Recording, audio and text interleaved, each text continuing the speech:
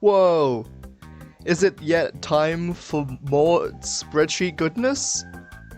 I think so. Well, it is a bit later than usual. Also, I lost my phone, I guess. Yes, it's a bit later than usual. I think by the time this comes out, we're gonna be well into April. That's because, believe it or not, I am working on other videos. They're just not close to being finished yet. And I mentioned last time that Here's Why episode of Katamari is in the works. That's been scrapped. I've got at least 2 more things in the works. But here we are, reviews. I don't think I have anything to change. Not too much has been added to the list either, at least compared to usual, so we might complete this in like an hour, depending on how much I ramble. Well, so like 1, 2, 3, 4, 5, 6, 7, 8, 9, 10 more games have been added to the list, not counting the ones that we didn't get to do last time. Actually, no, there is one thing I wanted to change. Where is it? Doom 2016. I'm just gonna give it a 9. No, a 9.5. I did finish this like a couple of days ago, and those final levels kind of drag on a little bit and just feel kind of samey. The last level of Doom 2016 is basically walking into a room, fighting a bunch of enemies for like 10 minutes each, moving on, doing the same thing again until you reach the final boss, which is very pathetic and easy. 9.5. I mean, just a 9, not a 9.5. It's still very, very good. Okay. Super Mario Sunshine. I have made an episode of Here's Why on this. It was the first one I ever made. I hate that video. Not because I don't agree with the opinions necessarily, but because I think it's just bad and unfunny. But, also I feel like I was a bit too harsh in that video. I was trying to just be entirely negative and like spending 5 minutes, not even that, on the good parts. There are good parts of this game. I still think it's the weakest 3D Mario game. I think it is worse than Super Mario 64, but not by a lot. So let's see. What do I like? I like Isle Delfino. I wish it was a bit more varied in its environments. The music is good, very good, but again, it's very... a lot of it's kind of samey. It introduced Bowser Jr., which is a big thing. Some people don't like him. I think he's just okay. The game visually, I was playing this on 3D All Stars. That version looks good. The GameCube one still looks pretty good. The game also introduced P.T. Piranha, one of my favorite bosses in the series. What else is there to like? Not really that much. The game... No, I was gonna say it controls well, but that's not even true. Okay. Bad. The game's physics are all over the place. It feels really slippery and weird. The camera is not an improvement on 64. It goes inside walls a lot. The level design, I just think it's not very good. The blue coins are a pain. I do like the parts where you don't have FLUDD, because I don't like FLUDD. FLUDD is just a weird gimmick that takes away more than it gives, I think. You lose long jump, you lose a lot of your moves from previous games, and what do you get? You get a weird projectile, which granted, they do use it well, but I'd rather just jump at enemies than having to spray them. And then you get the hover ability, which works for the actual levels themselves. But it's just, it doesn't feel good to me. I don't like Sunshine that much. Bowser, he speaks and is huge and you fight him in a bathtub. What? The cutscenes, you can't skip them. It's a GameCube game, so it's kind of expected, but they are very annoying, especially on repeat playthroughs. What else is there? I mentioned the levels that I do like. I do like the first one. I do like the hotel one, and I like Pina Park. The other ones are just meh and/or are very forgettable. Isle Delfino is a good hub world. I like it a lot. I think it's a 6. It is better than Mario Brothers and Mario Land 2. You know what? I think it's no, a 6, not a 6.5. This was also played via All Stars. Let me put that. Yeah. Like, another good thing, I guess, is that they learned from their quote-unquote mistakes and made Galaxy, which is my favorite game of all time, but that's not on the list yet, because I've not got footage for it. So yeah, that's Sunshine. I might remake the video, who knows. I doubt it. I will mention that the videos that I'm working on, one of them is a top 10. We've not seen one of those in a while. And one of them is... you'll see what that is. I don't know how to mention it without spoiling it. So yeah. It's unfinished. I have finished the game previously, obviously. Metroid Dread. This game is far from finished, and I feel like I'm not far enough in the game to actually give a solid opinion on it, but I'm not going to give it a score. That's unfair. I'm like an hour in. Metroid Dread. It's... good. Out of what I've played so far, do I think it's the best Metroid? Best 2D Metroid? No! I have a very, very, very, very, very big soft spot for Zero Mission. That game will probably always be my favorite Metroid. 2D or 3D. I've not played that many Metroid games. I've played pretty much all of the 2D ones except for Samus Returns. And I've barely touched Prime, and I've not played other M. So... sorry, I'd give it time. Maybe next time I'll actually finish the game. The game's hard. The game's very hard. Pokemon Shining Pearl. See, Shining Pearl. Unfinished. It's a remake of Gen 4, my first generation. I know what to expect. This game is boring. It's so boring in every aspect. And I'm saying this coming off of playing Legends Arceus. So, you know. It's just really, really boring and bland. Honestly, I kind of like Gen 4 less now, because I'm starting to realize all of the pacing issues. This is more Diamond and Pearl, less so Platinum, which I don't know why they didn't remake Platinum. It's obviously the better game, but I guess they wanted to... I don't know what was going through their head. The visuals, I don't hate them. I don't hate the visuals, but it's not what I was expecting or wanting. It does look nice at times, but a lot of the time it's just, it looks like they took the sprites and turned them into 3D models, that's it. They didn't change anything really. You know, besides from adding new moves, the fairy type, and, you know, modifying little bits and things, you know. It's I'd rather just play Platinum, legit. Shining Pearl and Brilliant Diamond by extension are just kind of so bland, and I do hear that the Elite Four is a huge difficulty jump because they have like competitive level teams with perfect EVs and IVs and whatnot. I've made it to the 3rd gym, Maylene, and it, you know, when I last played it, I think it was yesterday, I played for about an hour, but it felt like I was playing it for like 5 hours. It was so slow and boring. But what do I give it? I don't know what to give it, because, you know, they're good games. But I don't know if it's the game that sells themselves that I find boring, or it's the fact that I know Gen 4 so well that it's nothing new to me. So what do I don't know. I genuinely don't have a clue. What did I give Legends Arceus? 8? And I gave Ultra Sun a 7.5. I would say it's on the same level as Ultra Sun? No, it's a little... I think it's worse than Ultra Sun, but I think it's like a 7. Because Ultra Sun, the pacing problems are pretty much just in the first island, Tutorial Island. Whereas with Shining Pearl so far, 3 gyms in, it's still very slow and, you know, boring kind of. It feels tile-based, which is not what I would expect from a Switch game.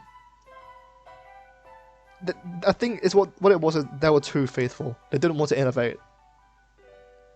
So yeah, there's that. They did add Wonder Trade recently, which is cool. Why wasn't that there to begin with? I also have seen Amity. No, it's not Amityville. It's Raminus Island, Raminus Park. That's pretty cool. Not enough to bump the score. Also, I think the Battle Frontier is gone. I don't think it's there. I would have heard about it if it was. So that's lame. This is 7.5. Moving on. Ooh. Rhythm Heaven Fever. This was my first Rhythm Heaven game, and it's still the only one that I've played. It's very, very fun and addictive. So it's a rhythm game where you got to time the things in goofy circumstances with goofy characters. It's one of those Nintendo franchises that have recently had a big surge in popularity with the internet. I don't think it's a 10. I mean, first of all, what bad is there to say? Honestly, not a lot. For a Wii game, there's no motion controls. I'm grateful for that. The minigames are all unique. But you press A and B, that's it. The controls are good, obviously, you can't really go wrong with that. This was being emulated, so I do not have the actual disc. There was a bit of emulation lag, but that's not going to factor into the thingy. It's not a 10. I don't feel right giving it a 10 because it's not. But I'm trying to think what bad is there to say. There's not that much content. No, there is. There's a lot of minigames, and the remixes are fun. Is it a 10?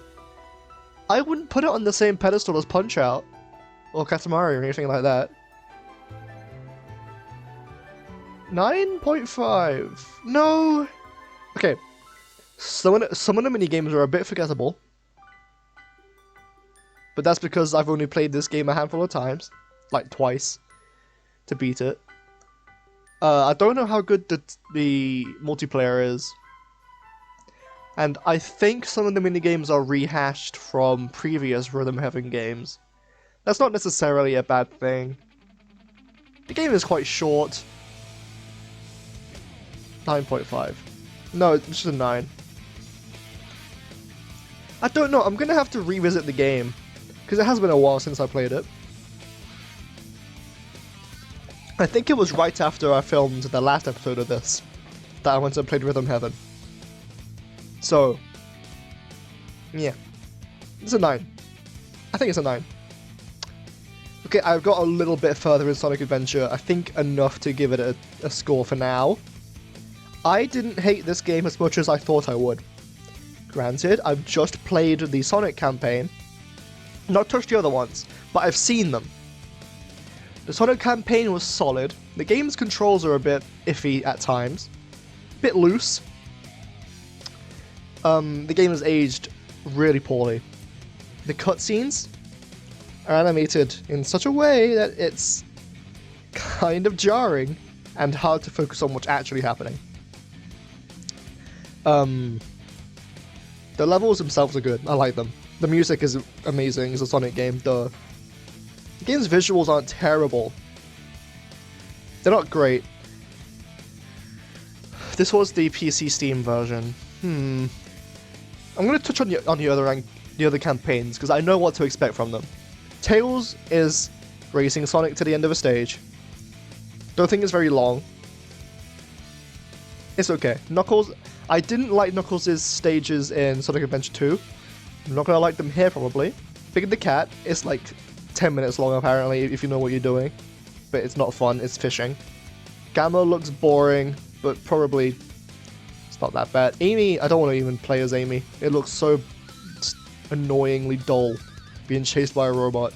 Is that all of them? Chaos is a good villain. I like Chaos a lot. The fight against, is it called Perfect Chaos? I think that's what it's called. That is so iconic and cool. And what's the song called? Open Your Heart. Incredible. One of Crush 40's best. Also, I think this was the first game that Crush 40 worked on. So that's pretty big. I love me some Crush 40.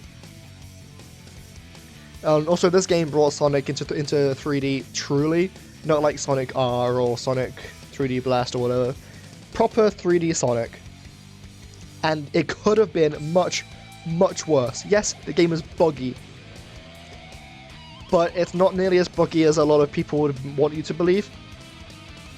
I had a pretty stable time, to be honest. It is better than Sonic Unleashed. but I do have like a biased hatred for that game. It's better than Sonic the Hedgehog 1. Not by a lot. I think it's a 6.5. From what I've played so far, if I play the rest of the campaigns, that score could go up or down. You know? How far in are we? Okay, we're only been 15 minutes. I want to keep track of time. Because, I feel like I'm going quite fast on these, but... I don't know which version of the game is actually best. I have briefly played the GameCube version. Now, I don't know if the Steam version is a port of the Dreamcast one, or of the GameCube one. I think it's the GameCube one. Maybe. I don't know, I'm not too knowledgeable on these things. I don't care much for Sonic. Which is strange, because, you know, I've played most of them. I'm excited for the new movie, which comes out, like, tomorrow. Where's my phone? I just completely lost my phone. I had it a second ago, and now it's gone. Oh well. I was gonna Google it, but I can't. Okay, Monkey Ball, Banana Mania. This game is wonderful. I have played Monkey Ball 1, not 2. I played a bit of Banana Blitz. But from what I played of 1, so fun. I love the old school Monkey Ball games. And this game is just a remake of 1, 2, and Mania. Not Mania. Deluxe. Stuffed into one package. And you know what? It's really good. There's a lot of content here. The physics are a bit different, obviously. It's made in Unity now. So, if you're like a pro player, it's gonna feel off, but I'm not. I'm just a casual monkey enjoyer. But so what do you get? I think it's about around 100 stages. You get a lot of character skins. You can play a Sonic or Kiryu beat or a Dreamcast and all sorts. I don't think there's any microtransactions. I think there might be some DLC packs, but nothing too bad.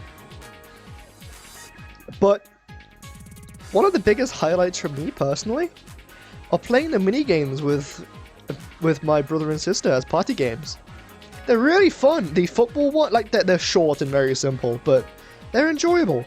They're very, very enjoyable. It's like Wii Sports. That's maybe a bit too generous. The golf one is really cool. The football one is neat. What else? The tennis one was our favorite. It's Mario Tennis with a Monkey Ball. It's not as fleshed out as Mario Tennis, but, you know. I honestly think I've played more of the mini-games than the actual base Monkey Ball. Which goes to show how much content there is here, actually. Like, most people get enough out of this game just from playing the story mode and playing all the stages. No. You have a trove of minigames to play as well. I think you can customize your character as well. And one of the coolest things, like, if you don't like these new designs for the characters, you can go back and use the old GameCube ones. So cool. So cool. Some of the stages in the game, though, are a bit annoying. I can't name them. I don't remember what they're called, but some of them are like, oh, fuck off, you know. Banana Mania. What do I give it, though? It's not a 9. Because it's not... So what bad is there? Physics are a bit wonky, some bad stages. The cutscenes in the story mode are just still images, that's kind of lame. I'm not expecting, like, full pre-rendered CG, but having more, you know... more budget? I don't know. It feels kind of low budget in some senses. And you know, it's Monkey Ball. What do I say? You control the stage, move a ball around, get to the end. The game can get hard, sometimes ridiculously so, because Monkey Ball was an arcade game first. So it was made to eat your money, and then it was ported to stuff. 8? I think that's a solid 8. It's about the same level as Banjo-Kazooie. It's better than Crazy Taxi and Puyo Puyo. Same level as Tetris. Yeah, it's bite-sized fun, you know? Put it in for like an hour, you can have your fun, put it back, you know?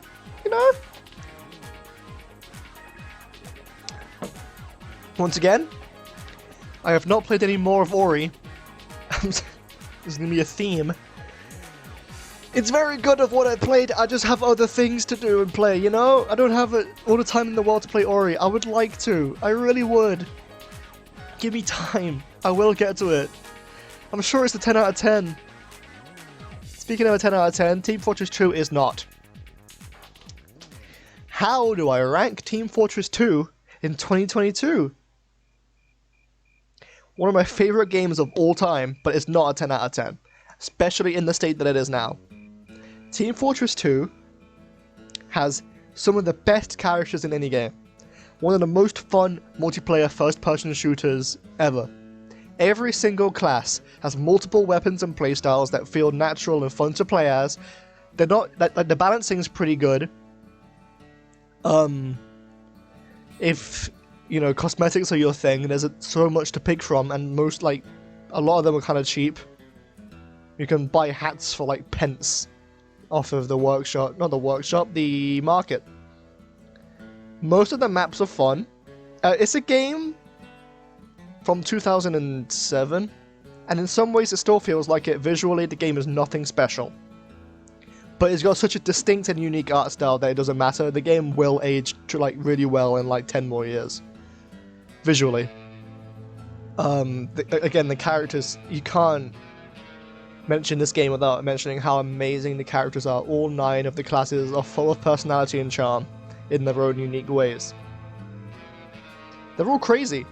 My favorite is Heavy in terms of personality. He's perfect. He's the perfect being. But, you know, it's not a secret that this game is infested with bots and Valve doesn't seem to care for it anymore. The last major update was in 2017. Like, the argument of, oh, it's over 10 years old now. Of course they're gonna give up on it.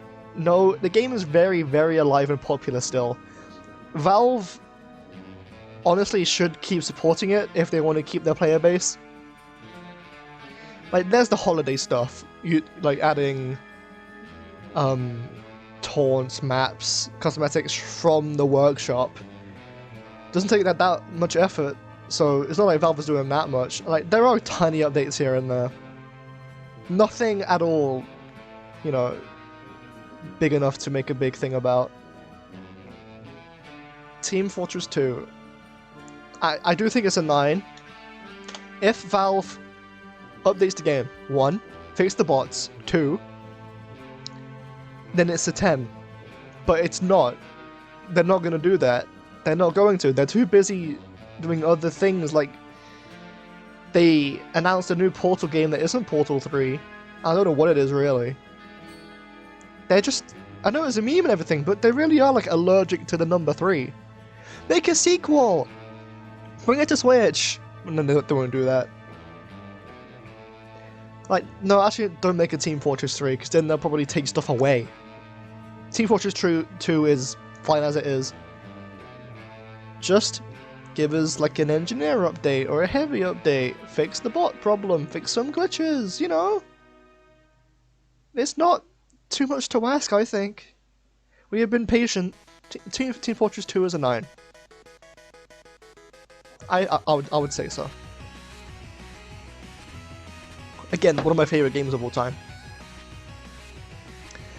Guilty Gear 1. I bought this on a whim off the eShop. Because, you know, it's an iconic series. I want to experience these games. I've only played one Guilty Gear game before this, and I couldn't really get into it. And I used to be big into Dragon Ball Fighters, which is basically like Guilty Gear with a Dragon Ball skin, and I loved it.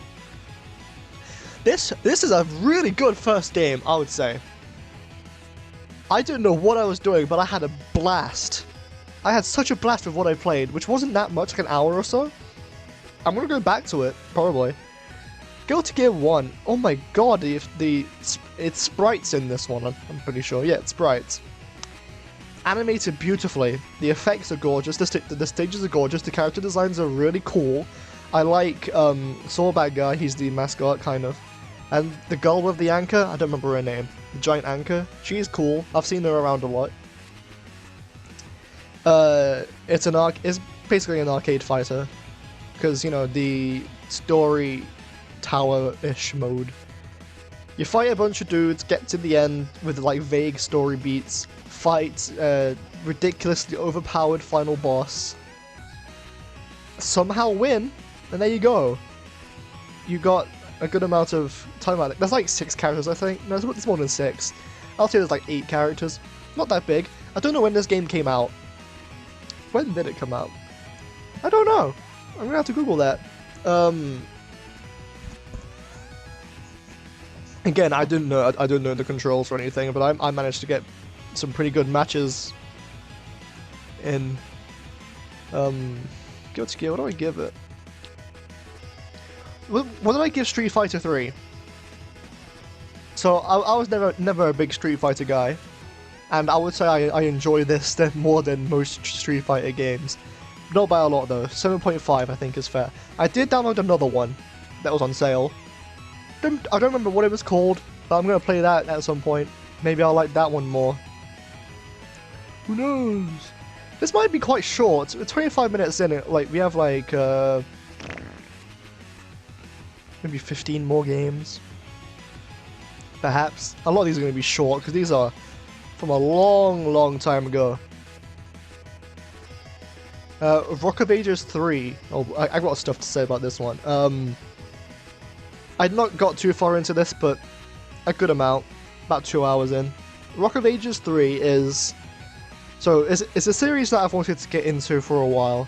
I always saw it here, there. And all I ever saw was the boulder rolling segments. So that's all I thought the game was. Turns out, there's like tower defense aspects of this game.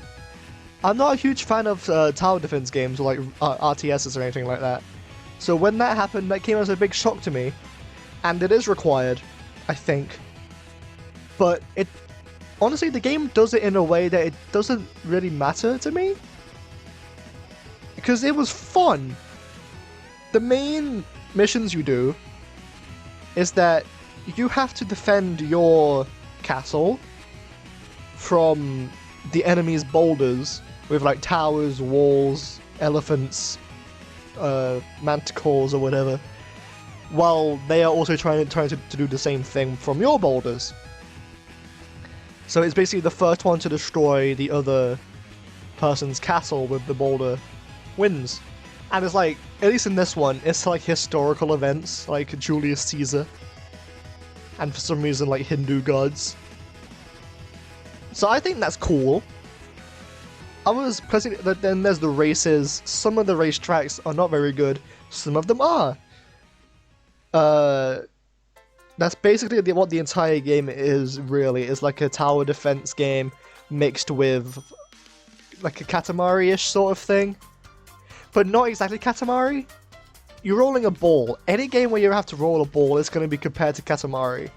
That is like the prime ball rolling game. Visually, it's okay. Like the main, like the style of animation that they used is very tweeny. There's a lot of tweening, and it's like cardboard cutouts. Not a bad thing, but I don't know. Graphically, there's nothing special, I'd say. Yeah, it's got its moments. The amount of boulders you have, they're all pretty unique and different. They have different uses. So there's that. Rock of Ages 3. This one... Oh, what's the main gimmick of this one? It's like make or break, where you can like share levels online, I think, and play against other people. See, I don't know if that's only this game, or if the other ones are the same. I don't know. I've not played the first two. For some reason, I went straight for this one. I think it's a 7. No, is it? No, it's a 7. Yeah. So far, I think it's a 7 because it. The best word I would use to describe this game is fine. It's inoffensive, just like Neo Bomberman or the Street Fighter 2 and 3. I was gonna say the first 2 Street Fighters. Basically, is what it is. Actually, no, that's Street Fighter 3 and Puzzle Fighter 2. Inoffensive, good or fun. And now we've finally caught up to this part, which has been here for months. And it starts with Bit Trip Runner. I gave up on this game. It was too hard for me. I got to a certain boss. I don't remember if it was the first one or the second one. It was just unreasonably hard for no reason. And the game was fun up to that point. It's like a mix of an endless runner and a rhythm game, where you just keep running and you have to avoid it. You jump over things, you slide under things, you kick certain things, and I think you have a block button. At least, I have played Runner 2 a while back on a live stream. That's not on the list. So, is 8-bit... Is it 8-bit? I think it's more Atari-esque. It's kind of like a mix of Atari and 8-bit. Which, you know, iconic for the series. This is one of the most early iconic indie games, I would say. To the point where the main character, Commander Video, was the first indie character to be featured in Smash in some aspect. He was a trophy in Smash 4. So he's got that. He's in a lot of other games too, like Runbow, I think. I don't know what to give it, because it was a long time ago. But I don't remember enjoying it that much. I remember enjoying Runner 2 much, much more. I'm going to give it a 6. The music's very good, from what I remember. But there's better games in the series, and you know, it kept evolving. Once I eventually get to Runner 2, that's when the series probably hit its peak. I think that's the main consensus. Ultimate Custom Night, Five Nights at Freddy's. So I am a FNAF fan, have been since 2, so I got a lot of mileage out of this game. It's basically fan service. It's like the Smash Ultimate of FNAF, where you get 50 characters on a screen, where you can just select who you want on and off. It's very arcadey in a way, where the main draw is to keep beating your high score by adding more characters in. And most of the characters are unique in their functions, how they get around to you, and what they do. Some of them are like repeats, but it makes sense. There's like stuff from every FNAF game here. It's FNAF fan service with also canon. Kind of. It's a bit canon. I'm not going to get into all of the lore stuff, because this game is confusing anyway. The whole series is confusing. I did beat this game. This is the Series S version that I played for footage. This goes for all the versions. I did beat 50/20 mode. Because there's actually like 56 characters with DD adding their own unique spins. I've only beaten it once. I'm not going to do it again. I did it off recording, so. Ultimate Custom Night is probably top 5 FNAF games for me. What would my top 5 be? In no particular order, it would be 2, 4, this, Sister Location, and FNAF 6. Yeah, that seems about right. I've not played VR, and we'll get to the other one soon. Ultimate Custom Night, it's... Was it the last Click Team FNAF game? Yeah. Visually, the game is nothing special. They reuse a lot of... Not a lot of assets. Some assets are reused. And certain jump scares just aren't animated. It's a PNG shaking violently at you and making a loud noise. Lame. This game also gave a lot of the animatronics voices for the first time, which was big. Got to hear a lot of what a lot of these characters sounded like. Not all of them. Like, I really wanted Freddy, Bonnie, and Chica to have voices, but none of them do. But Foxy did for some reason. So yeah, that you'll get a good amount. Like, it's free on Steam. Any other version you gotta pay for it, which is weird. The Series S version is weird. Like any console version really is weird in controls. Every button has to do something, and it gets very confusing. Especially in this one, there are so many things you have to take care of, like the vents, the ducts, all the different systems, all the different cameras, the mask, the flashlight, the power of the flashlight, the doors. You have 4 doors, I think, left, right, the vent one, and the one in front of you. It's so fun. I love this game. But though it's not a 9, it's an 8. If you played this without being a FNAF fan, you wouldn't get nearly as much mileage out of it as FNAF fans would. But, you know, I love, like, high score chasing games like this, especially when it's tied to a series that I'm already really familiar with. But then you have Security Breach. Unfinished, I've seen everything this game has to offer. This is the PS4 version. This goes for all versions, really. This is the worst FNAF game. Worse than FNAF World. Worse than FNAF 3. For many reasons, both in gameplay and in the story. Where do I start? The story. This game makes FNAF 6 completely pointless. If everything that we are seeing at base level is what it is. Spoiler alert, I guess. If that really is just Afton again, and not like Glitch Trap infesting the body of Afton, that's lame. He died. If the Blob really is Molten Freddy, what's the point of FNAF 6? If the spirits of the puppet, baby, and the other ones are actually inside the Blob, FNAF 6 basically is just killing off Henry, which even then, probably debatable. They'll probably bring him back some way. And MatPat's theories, if they are at all true, if Glamrock Freddy is really Michael Afton, and if Gregory is Crying Child, and if Vanny or Vanessa is Elizabeth, that is legitimately infuriating. I would much rather have Gregory be a robot than being the Crying Child. Again, we don't know yet, but it's what's heavily implied.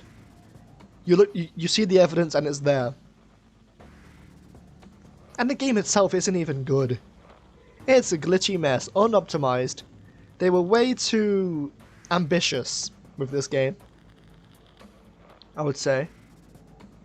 I've only played the PS4 version, but I've seen all the other versions. They're not much better. The game isn't really scary. It's scary at times, like the daycare moment. I think Moon is genuinely terrifying to me. But the main four, not scary. The Afton final boss is not scary. The Blob isn't scary. FNAF isn't a horror series anymore. Hasn't been for a while. Like, the Pizzaplex is... There's moments where the Pizzaplex looks visually good. There are times when it doesn't. There are times when textures just don't load properly or are just blurry. The game is too cryptic at times. It tells you to go somewhere, and the map is completely pointless. There are no labels, there's no nothing on the map. Everything just looks the same. You get lost a lot. The animatronic AI is dumb. And sometimes they just get stuck in places where you have to die by them. Like, I played recently and Vanny got stuck outside of the place where I was hiding, so I had no choice but to die and lose a lot of progress. What good is there to say? I do like the character designs. All of them, pretty much. The pre-rendered cutscenes look nice. The comic book cutscenes look lazy and feel unfinished. There's little fan servicey moments here and there with like the old posters, seeing Music Man again. El Chip is for some reason still relevant in this world. Vanny was such a missed opportunity. The DLC better fix these issues, or the DLC must be so godlike that it makes up for all of these problems in the main game.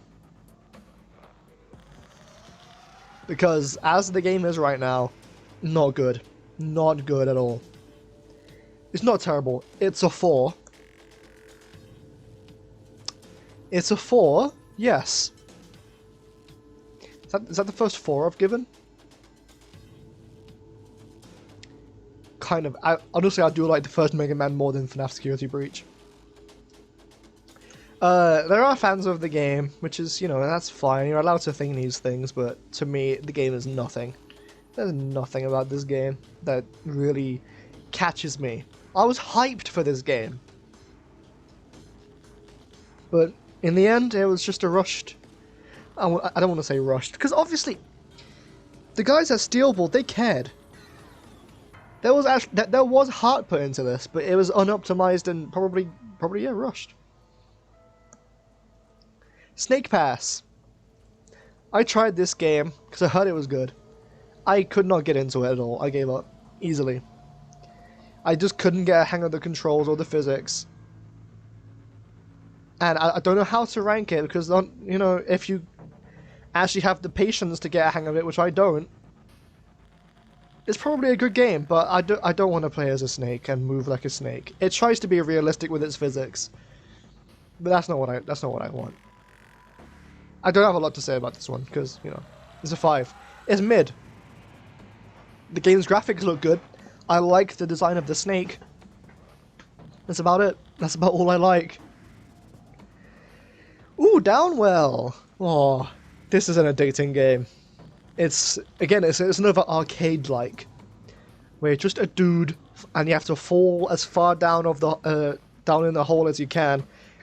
And it's got aspects of roguelike, where there are like random items you can collect and you have to like get money to buy stuff. And like, you know, like to get more health and whatnot. I paid like £1 for this. I've not finished it. I don't know if you can finish it. I've not gone too far. The game is hard. It's a hard game, no matter what you play it on. There's cool things to it where you can unlock different color palettes.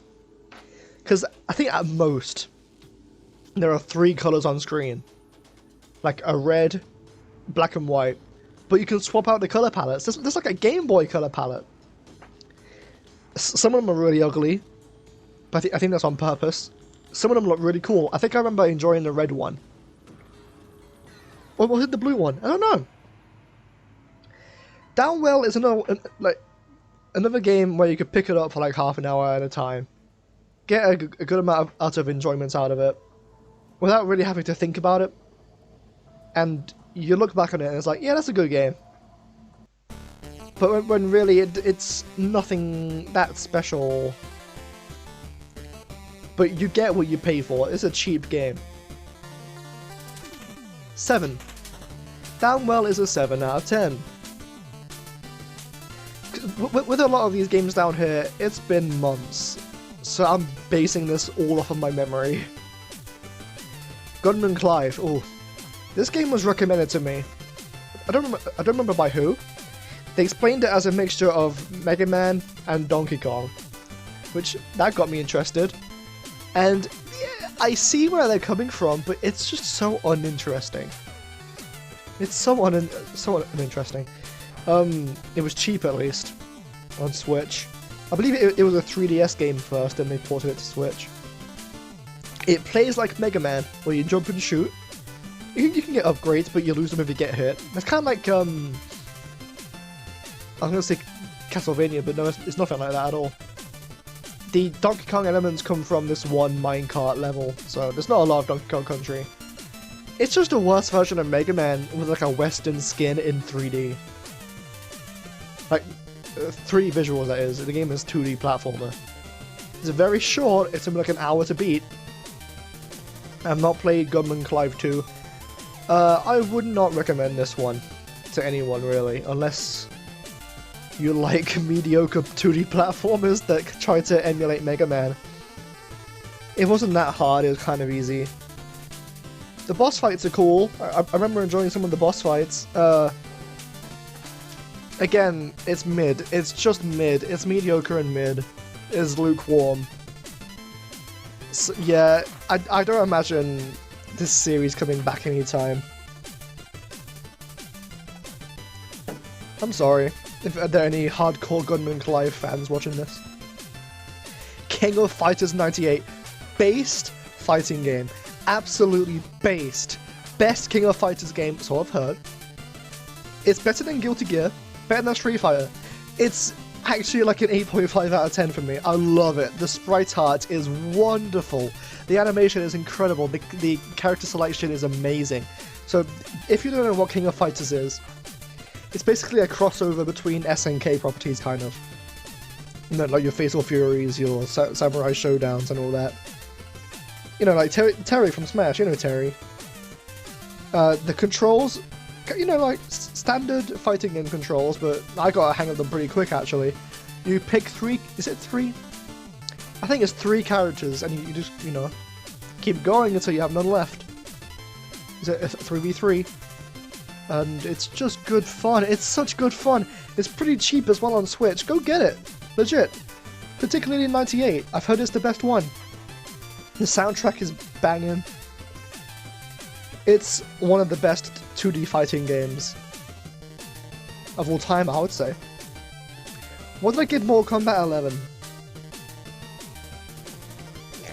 Gave it an 8. It's better than Mortal Kombat 11.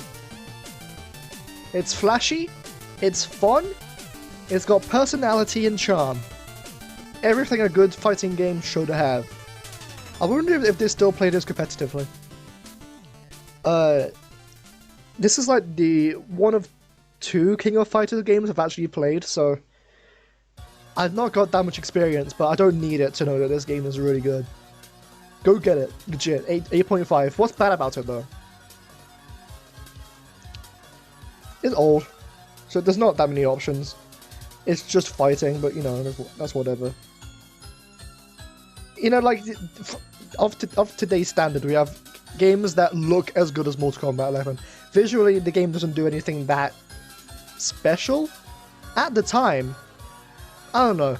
It's got good pixel art, but these days you need more than just good pixel art for the game to look good. You need to have good 3D...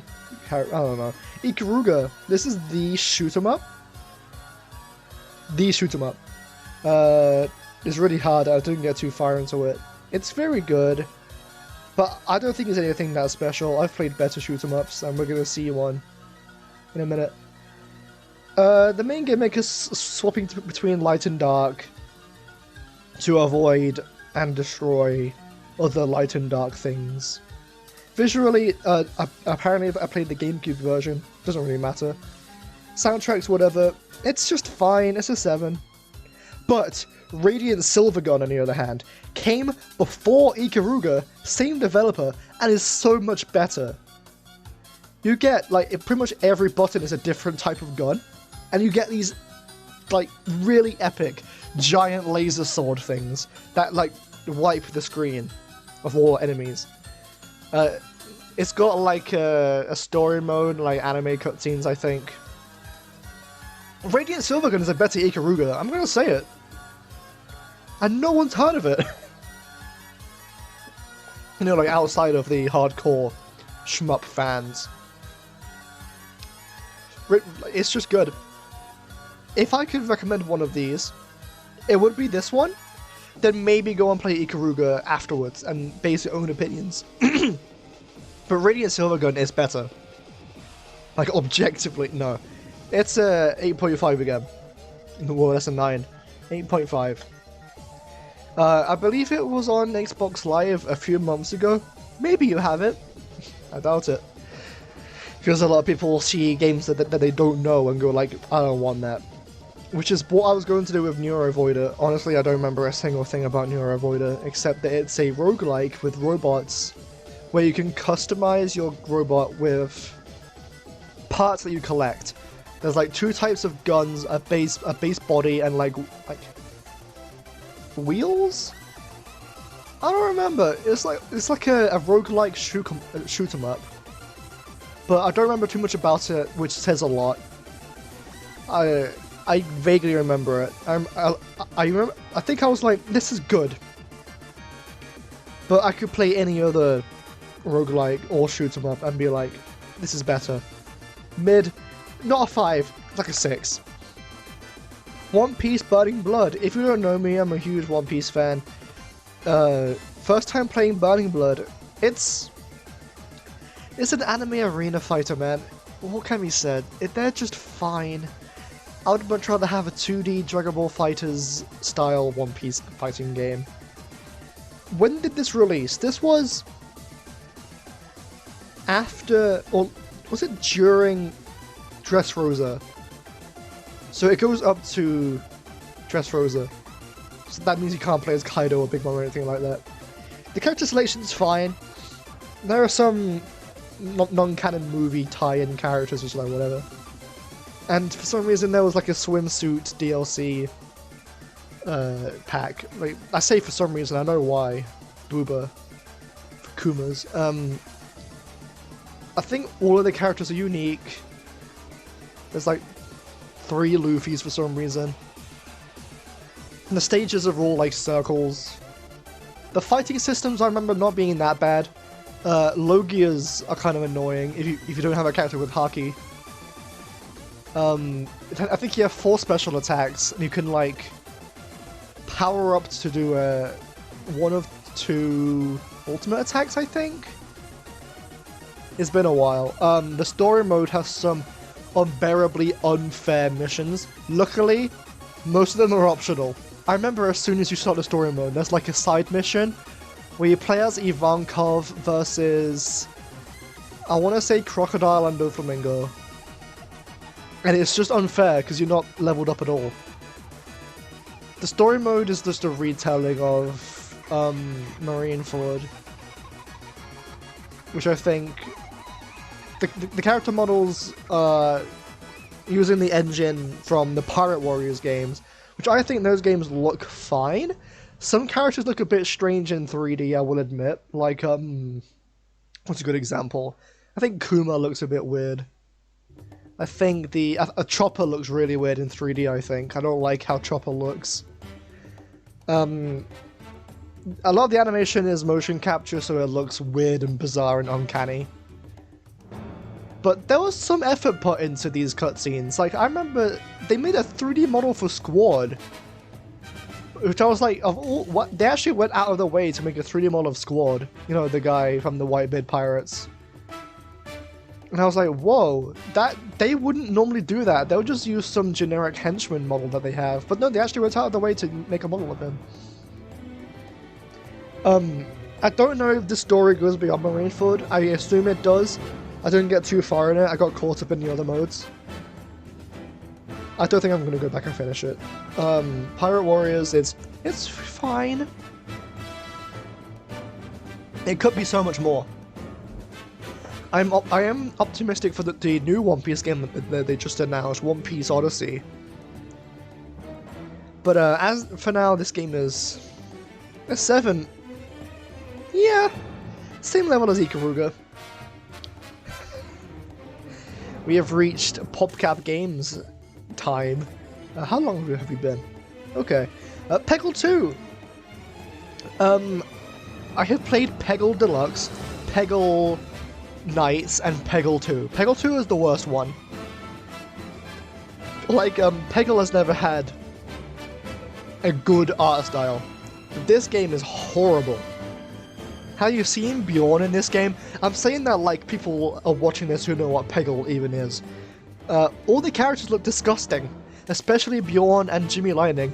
By the way, Jimmy Lightning is paid DLC, which they reuse levels from Peggle Deluxe and Knights. Paid DLC. This was after PopCap got acquired by Activision, and it shows. But the gameplay itself is Peggle. Some levels are fun. It's Peggle but worse. I'm not a big fan of Peggle 2. There's not a lot to say. It really is just scummy Peggle. This is 5.5. It's not absolutely abysmal. Oh, Zuma though. Zuma is one of the best PopCap games. Like, they're all very simple. A lot of them is just matching colors. Zuma is where you have to match colored balls in like an Incan temple sort of thing,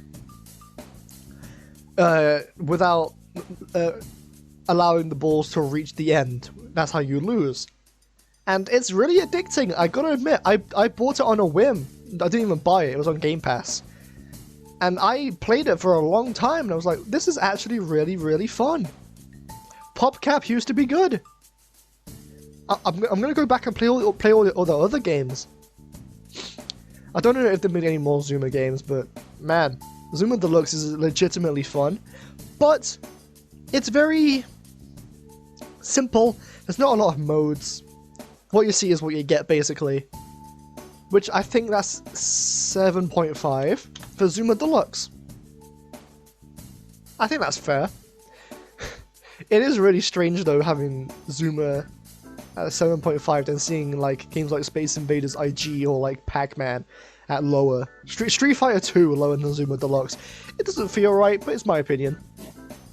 Bejeweled 3 is Bejeweled with like side missions. Everyone has at least seen Bejeweled. You're matching jewels of the same color. That's it. But at least in this one, you do have like side missions that kind of mix it up.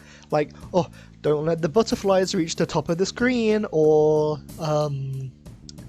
don't let the screen get frozen over, or get this amount of points in this many turns.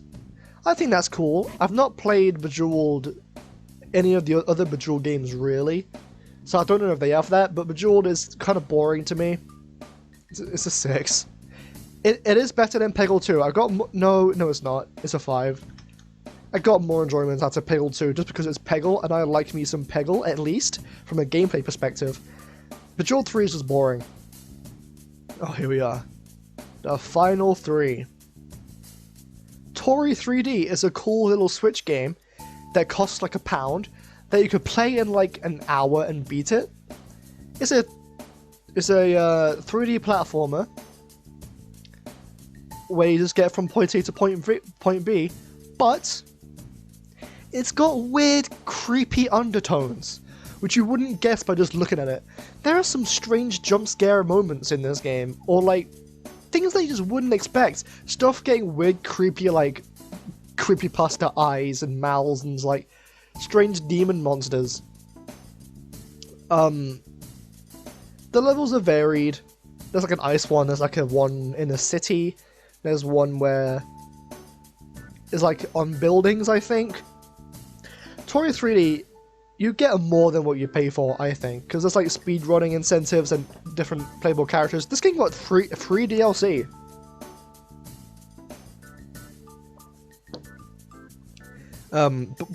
Whenever I mention this game to people, they're like, Tori? Is this a game about British politics? I'm like, no. It's a game about a duck who lost their ice cream. That's Tori. How generous do I feel? It's very, very short. I just barely beat it in an hour. 8. Tori 2 is more of the same, except it's somehow shorter. I beat it in like 45 minutes. The levels are much better though, I must say. They're more dynamic. There's like a beach one, I think. This is one that I don't remember as fondly. Mainly because I don't remember... Was there a cave? I think there's like a volcano one. This one's more forgettable. I think it's worse. I'm gonna say that. I think Tori 2 is worse, but not by much. It's like a 7. They're like £2, like £1 each, so altogether you get 2 solid 3D platformer speedrun games for like £2 on the eShop and Switch. Go get it. I would recommend it to anyone, really. Okay, finally, Phoenix Box. This is a game you've not heard of, I guarantee, because it's only on Steam, and it's kind of like a rage game. You play as a square, and then you got to reach the other blue square to move on to the next level. I think there's like 90 levels. It starts off stupidly easy, but then it gets so difficult. But even then, you can still beat it in an hour. And like, not even 100 people have played this game, I think, because at the end of the game, you get put on a scoreboard. And I think I got 39th, which I took my time with this game. And there was like not even like 50 people on the scoreboard, so... It's really cheap, it's fun, it's like Tori. It's short, fun, goodness. And for some reason, it's a rage game, but I didn't get too mad at it. And it's so simple. It's a game about squares. And it's got a good sense of humor. And like, it's on Steam. It's not on anything else. Nothing. It's on nothing. It's on Steam. No, it's not. It's on mobile devices as well. I lied. But yeah, that's it. What do I give it?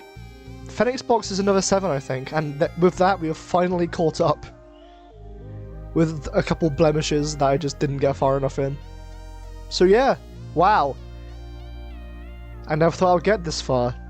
I might, depending on how much I play in the coming month, it might be a bi-monthly thing. Because, you know, I'm getting less time to play games. But, hey, I did it! I caught up! Thank you for watching. See you maybe next month. Look forward to these new videos, because they're not that far off. One of them is in the last part of the scripting phase. One of them is quite easy to make, so it might be out within the month. Look forward to it, maybe.